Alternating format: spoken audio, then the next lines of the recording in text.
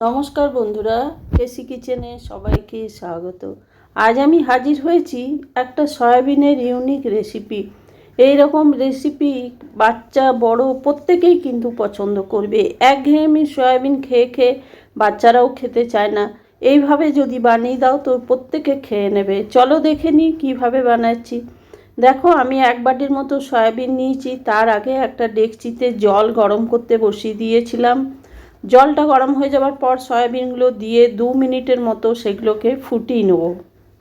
তাহলে কি হবে, সয়াবিনটা একটু নরমও হয়ে যাবে আর বড় বড় হয়ে যাবে। দেখো, সয়াবিনটা আমার ফুটে গেছে, প্রায় 2 মিনিট হয়ে গেছে। এরপর আমি ধীরে ধীরে এটাকে অফ করে দিলাম।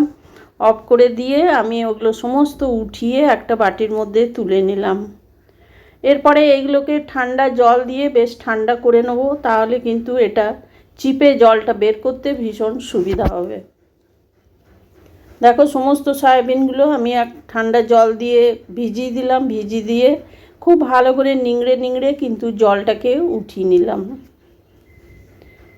সয়াবিন তো আমরা অনেকে অনেক রকমভাবে খেয়ে থাকি, আর একঘেয়েমি খেয়ে খেয়ে বাচ্চারাও আর সয়াবিন অত পছন্দ করে না। যে কোনো জিনিস একটু ঘুরিয়ে ফিরিয়ে বানিয়ে দিলে বাচ্চা কিংবা বড় প্রত্যেকে কিন্তু খেয়ে নেবে।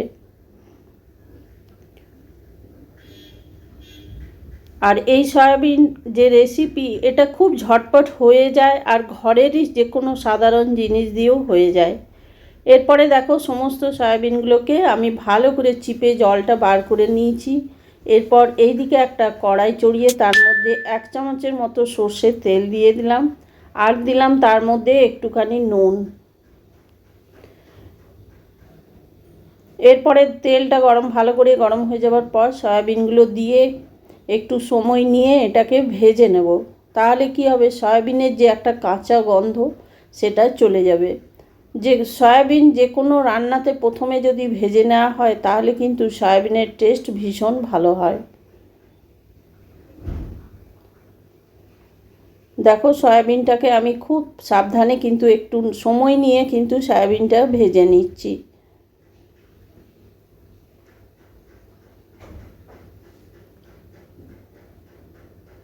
এরপর সয়াবিনটা আমার ভাজা হয়ে গেছে। হয়ে যাওয়ার পর একটা পাত্রে আমি উঠিয়ে নিলাম। আবার ওই কড়াইটাই চড়িয়ে দিয়ে দেখো 1 চামচের মতো সর্ষের তেল আবার দিয়ে দিলাম। এরপরে আমি 2টো শুকনো লঙ্কাকে তেলের মধ্যে বেশ ভালো করে ভেজে নেব।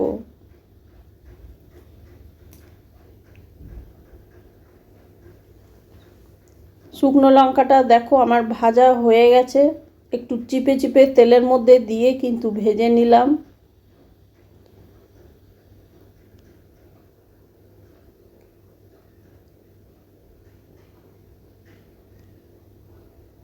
তোমরা যদি বাচ্চাদের জন্য বানাও তাহলে কিন্তু এরকম ঝাল বুঝেই কিন্তু দিও। এরপরে দেখো, লঙ্কাগুলো ভাজা হয়ে গেছে। হয়ে যাওয়ার পর আমি উঠিয়ে রেখে দিলাম। এরপরে আমি 1 চামচ ধনে, 1 চামচ জিরে আর 1 চামচ জোয়ানটা কিন্তু এই রেসিপিতে অতি অবশ্যই দিতে হবে। তাহলেই কিন্তু এই সয়াবিনের রেসিপিটা ভীষণ টেস্ট হয়। খুবই ছোট চামচের আমি দিয়েছি। দিয়ে দেওয়ার পরে এগুলোকে তেলের মধ্যে একটুখানি বেশ ভালো করে কিন্তু ভেজে নেব। আমি এটা নিরামিষ বানাচ্ছি, সেই জন্য রসুনটা দিলাম না। যেহেতু আমরা যেদিন নিরামিষ খাই সেদিনই কিন্তু নিরামিষ দিনেই বানিয়েছিলাম। না হলে কিন্তু এই ধনে জিরের সাথে কয়েক কোয়া রসুন দিয়ে বানালেও কিন্তু খেতে ভীষণ ভালো লাগে আর টেস্টটা ভীষণভাবে বেড়ে যায়। দেখো, এই মশলাটা ভেজে নেবার পরে আমি টমেটোটা দিয়ে একটু নেড়ে চেড়ে নিলাম। তারপরে ঢাকা দিয়ে রেখে দিলাম বেশ কিছুক্ষণ লো ফ্লেম করে। তাহলে মশলাটা ভাজা যাবে আর টমেটোটাও নরম হয়ে যাবে। ঢাকা খুলে দেখো আমি একটু নাড়াচাড়া করে নিলাম।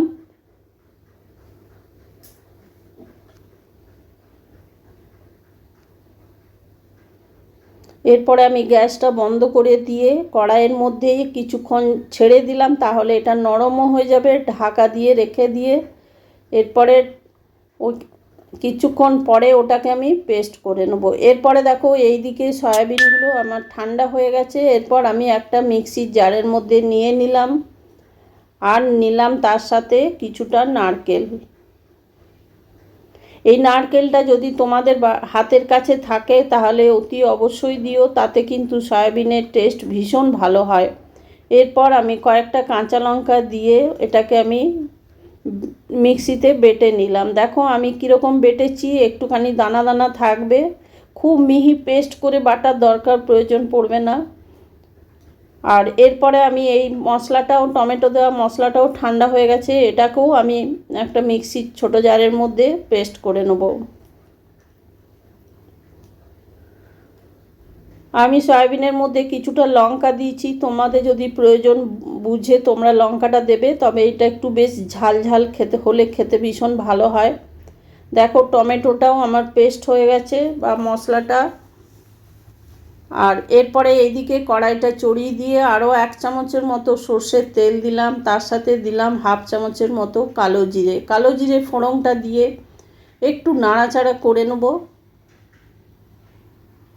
এই কালো জিরের গন্ধটা এই সয়াবিনের তরকারিতে বা সয়াবিনের রেসিপিতে খুব ভালো লাগে খেতে। এরপরে দেখো কালো জিরেটা একটু ভাজা হয়ে যাওয়ার পর ওইদিকে যে টমেটো দিয়ে মশলাটা আমি পেস্ট করে রেখেছি সেইটা আমি তেলের মধ্যে দিয়ে দিলাম, আর তার সাথে দিলাম মিক্সির জারটা ধুয়ে একটুখানি জল। এবারে এই মশলাটাকে একটু সময় নিয়ে কিন্তু ভালো করে ভেজে নিতে হবে। তবুও মশলা কিন্তু ভাজাই আছে, তাও একটুখানি সময় নিয়ে ভেজে নিতে হবে। এরপরে এর মধ্যে আমি দেখো পরিমাণ মতো নুন দিলাম। সয়াবিনটা ভাজার সময় একটুখানি তেলে আমি যা নুন দিয়েছি সেইটা মাথায় রেখেই নুনটা দিতে হবে। আর দিয়ে দিলাম 1 চামচের মতো হলুদ। নুন হলুদ দিয়ে দেওয়ার পরে দেখো মশলাটাকে ভালো করে একটু ভেজে নেব।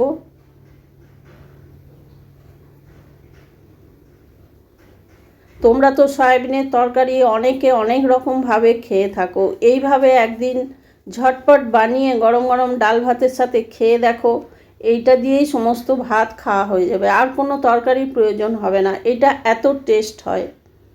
এরপরে দেখো মশলাটা আমার পুরো ভাজা বা কষা হয়ে গেছে। এরপর আমি সয়াবিনটা যেটা বেটে রেখেছি সেই সয়াবিনটা আমি দিয়ে দিলাম।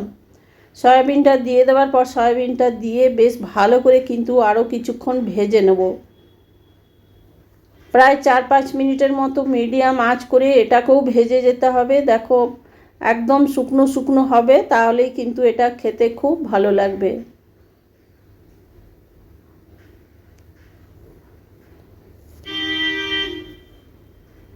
দেখো এইটা আমার প্রায় ভাজা হয়ে গেছে সয়াবিনটা। এরপরে আমি কিছুটা ধনেপাতা এইটার মধ্যে দিয়ে দিলাম। নামাবার ঠিক আগেই ধনেপাতাটা দিতে হবে। ধনেপাতাটা দিয়ে দেওয়ার পর কয়েক সেকেন্ডের জন্য আরও এটাকে আমি নাড়িচাড়ি নিলাম। আমার রেসিপি যদি তোমাদের ভালো লেগে থাকে তো লাইক, শেয়ার ও কমেন্ট অতি অবশ্যই করে দিও। নতুন বন্ধুদের সাবস্ক্রাইব করার অনুরোধ রইল। দেখো যে 2টো শুকনো লঙ্কা আমি ভেজে তুলে রেখেছি, একটা আমি ভেঙে গুঁড়ো করে দিলাম, আর একটা আমি গার্নিশিংয়ে দেবো। 2টো আমি দিচ্ছি না, কেন কি তাহলে কিন্তু খুব বেশি ঝাল হয়ে যাবে, কেন কি আমি 2-3টে কাঁচা লঙ্কা পেস্ট করেছি এর সাথে।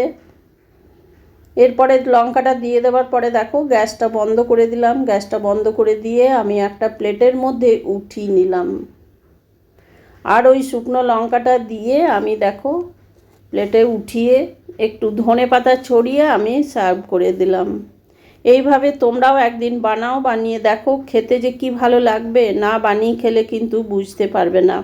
আর বানিয়ে খেয়ে কমেন্ট করে আমাকে অতি অবশ্যই জানিও। তোমরা সকলে ভালো থেকো, সুস্থ থেকো। ফিরে আসছি পরের রেসিপি নিয়ে। ধন্যবাদ।